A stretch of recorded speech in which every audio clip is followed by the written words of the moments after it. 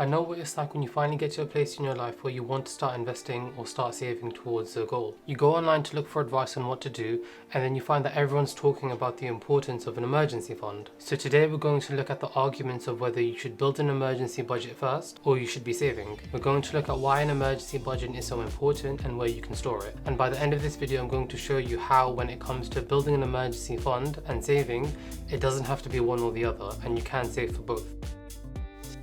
Let's look at what an emergency fund is. It's an easy to access pot of money that can be used in different circumstances. The first is to cover essentials if you're unable to work, so if you were to lose your job. This fund would cover the basic needs like rent, food and bills until you're able to get back into work. The other way it could be used is for other random costs that come up, like a boiler breaking down or your car having a fault. Building an emergency fund can help prevent you needing to borrow money or make difficult financial decisions in those moments by giving you savings to fall back on. Given everything that's happened over the last year, I don't think it's ever been more clear that we should all have an emergency fund. A study by Nationwide showed that nearly 11 million people in the UK have £100 or less in savings. So if there's an emergency expense that comes up, the only choice these people would have is to borrow money from friends and family or from a lender in the form of a credit card or an overdraft. This increases the problem though, because that individual will need to pay that debt back, reducing the ability to save up for an emergency fund. Having unexpected emergency costs is one of the main reasons people in the UK get themselves into debt in the first place. When it comes to the argument of building up an emergency fund versus saving or investing, an emergency fund is an essential tool that will help you get towards your saving or investment goals quicker. And I know that seems counterintuitive, because any money that's stored in an emergency fund is less money that you can use to save or invest.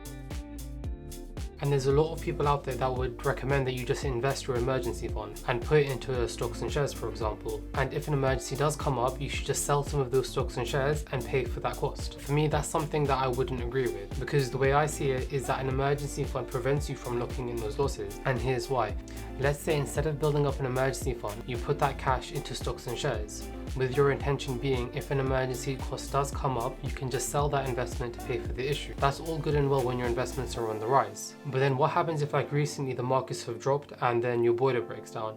It's my opinion that in these set of circumstances, not only have you lost the money it cost you to repair the boiler, you've also just lost out on the investment that you've had locked in, because you had to sell the shares at that point. As I invest over the long term, it's my view that losses aren't real until I lock them in. That's why I don't mind if the markets drop, because I don't need that money, because I have the emergency fund. If I don't sell the shares, the loss isn't real, they're all just numbers on the screen. Only if I sell the shares do I lock in the current price, and it's only then do I gain or lose money. If you don't have an emergency fund, you don't get to choose this. So having an emergency budget is saving yourself from not having the ability to choose when you lock in gains or losses. It also works when investments are going up as well. Do you want to be selling an investment that's on the rise so they have to pay for an expense that's suddenly come up? It's kind of like chopping the head off of a plant. While it might continue to grow afterwards, you've stunted the growth regardless. The next reason is the psychological component. It's empowering to know that I have 3 months worth of living costs set aside. We all invest because we dream of the freedom money gives us. What is more freeing is knowing you can walk away from your job or any situation you don't like and you're good for at least 3 months. You shouldn't see an emergency budget as just dead money set on the side. See it as an investment in your own freedom.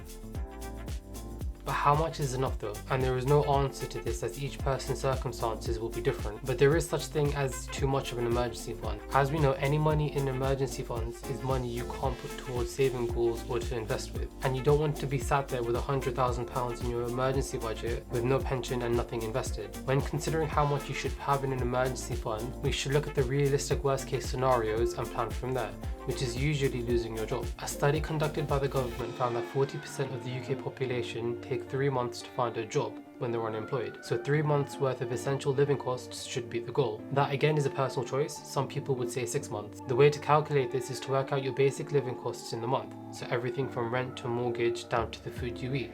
Then multiply that figure by 3. But don't forget, it doesn't need to cover every single cost that you have on a monthly basis. So if you fall out of work, it's unlikely that you'll be going out to restaurants or going on holiday. So only really budget for the essentials, which are things that you need to live.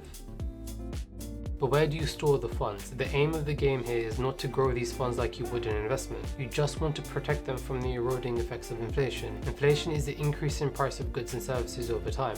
So if you don't increase the value of your emergency fund in line with the rate of inflation, the spending power of your emergency fund therefore diminishes. The rate of inflation changes every year, but a good average is around 2%, but in more recent times this has gone up to almost 5%. There is another consideration to make. The nature of an emergency fund is that we need it in an emergency, and emergencies normally come out of nowhere, which require immediate attention. So that means you'll need to be able to get your hands on the cash relatively quickly. And this is the problem with a lot of normal investments. They're not easy to get out quickly, and the value of them can fluctuate day to day. So we want a stable account that we can access quickly, that provides enough of a return to cover inflation. There is an option of high interest savings account, such as the ones you'll find on websites like Money Saving Expert, or if you want something more, you could put them into premium bonds. So we know the importance of an emergency fund, and we understand why we should be storing them.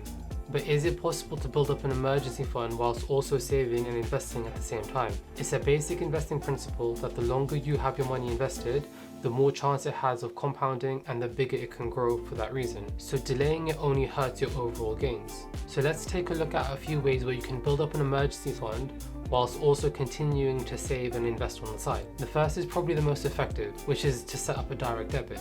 This means that there's a fixed percentage of your overall savings in a month, and you can just put some of that into your emergency fund.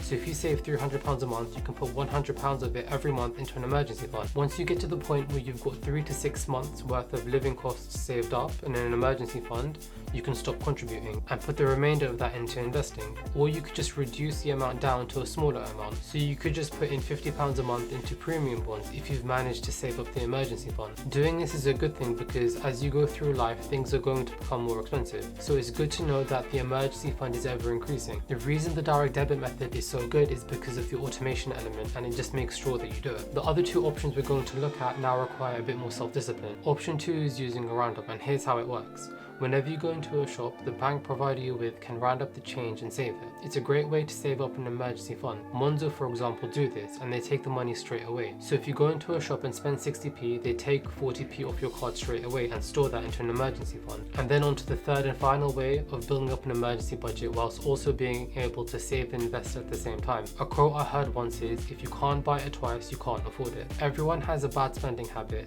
something they wish that they didn't spend as much money on. So these could be things like clothes, food, or other items. Instead of stopping something you obviously enjoy, you can follow the advice, and whenever you decide to dabble in that habit, put that exact same amount of money that it costs you into an emergency fund. That habit of yours is now positive rather than it ruining your financial future. It's more than possible to build up an emergency fund whilst also saving at the same time. Stop looking at it like it's one or the other and start laying the foundation to automate the process, as it removes the decision making. And if you do that, the emergency fund will build up in no time.